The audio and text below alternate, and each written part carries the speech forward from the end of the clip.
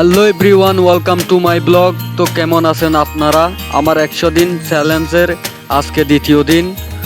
তো আপনারা ভিডিওর আগে যেইগুলো বন্যার ভিডিও দেখেছেন, তো আজকে আপনাদের ঘুরে ঘুরে আমাদের এই কক্সবাজার যেই রামু ফেজালা বলে ওইখানে আমাদের গ্রাম, তো অনেক বন্যার পানি প্রবাহিত হয়েছে,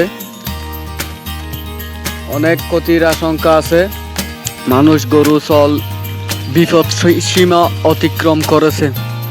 তো আপনারা কোন কোন জেলা থেকে দেখতেছেন এই ভিডিওটি কমেন্ট করে জানাবেন। আর আপনাদের জেলায় বা গ্রামের মধ্যে কি বন্যা হয়েছে বৃষ্টির কারণে আমাকে কমেন্ট করে জানাবেন। আর যদি আপনি আমার এই ভিডিও প্রথম দেখে থাকেন তাহলে সাবস্ক্রাইব করে দিতে ভুলবেন না, একটা লাইক দিয়ে দিবেন, কারণ আপনাদের লাইকে আমাদের উৎসাহ বাড়ে। আমি প্রতিদিন ভিডিও নিয়মিত ছেড়ে যাব, শেয়ার করব ইউটিউবের মাধ্যমে।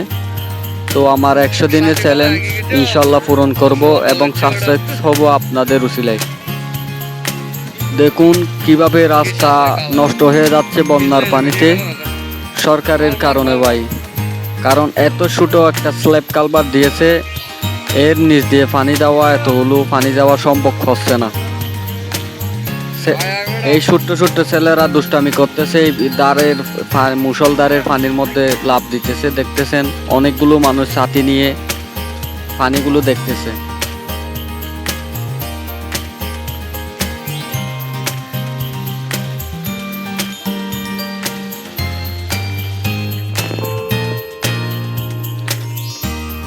এগুলো হচ্ছে সন্ধ্যাবেলায় পানির যেই ভিডিও দৃশ্যগুলো নিয়েছিলাম।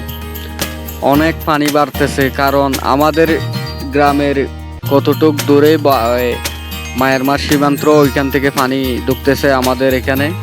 তো এর কারণে পানি বিপদসীমা লঙ্ঘন করতেছে, অনেক পানি বেড়ে যাচ্ছে।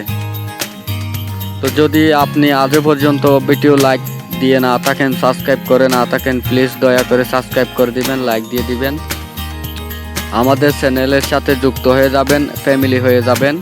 একজন সাবস্ক্রাইবার মানে আমার কাছে একজন ফ্যামিলি মেম্বার। তো সবাই লাইক দিয়ে দিবেন। ধন্যবাদ। খুদা হাফেজ।